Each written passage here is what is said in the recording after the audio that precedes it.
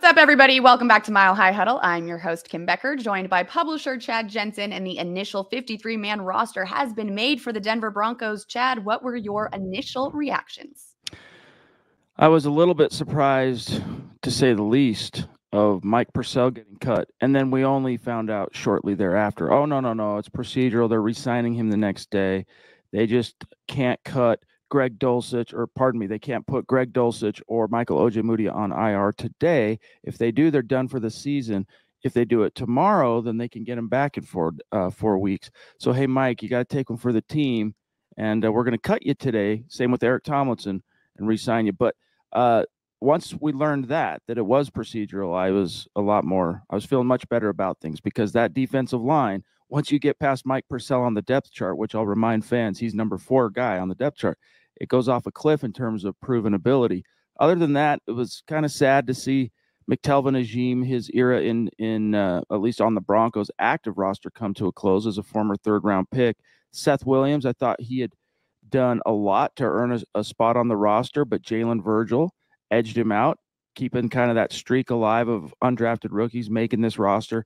18 out of the last 19 training camps. And then Kendall Hinton, I was not surprised by that. A lot of our Kim colleagues in Broncos media were surprised by Kendall Hinton getting waived. I was not, because he disappeared the last 2 preseason games. You can't do that as a bubble guy and make the roster. So overall, nothing too shocking. Netani Muti, I hope he passes through waivers and the Broncos are able to re-sign him. I guess I can't say I was surprised by Kendall Hinton, but I was upset, just out of a sentimental manner, really. Well, I mean, they cut a Hall of Famer. What are you going to do?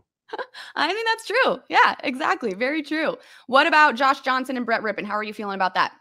Well, Johnson's getting re-signed to the practice squad, and so he'll be a guy that, based on the new NFL rules, hey, maybe you're not liking what Brett Rippon did during practice this week, as Russell Wilson's backup on the active roster. It's okay. Hey, no problem. Josh Johnson's on the practice squad. He can be elevated on game day twice during the season without being exposed to waivers, because once they get elevated on game day, they can do that 2 times, and then they just bust them right back down to the practice squad. No harm, no foul. Everybody's happy. The 3rd time they do that, a team with an individual player, though, they can still re-sign him to the practice squad, but he has to pass through NFL waivers just like every other cut.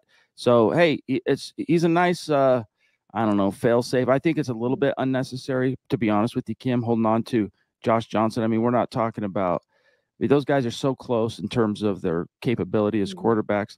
You really need to keep one of those. I mean, I know it's now a 16-man practice squad, but each one of those spots has to present some kind of a utility or value to the team, and I'm not sure they need 3 quarterbacks, even with one on a practice squad. All right. Nice and easy. We love it, Chad. Thanks so much. Thanks.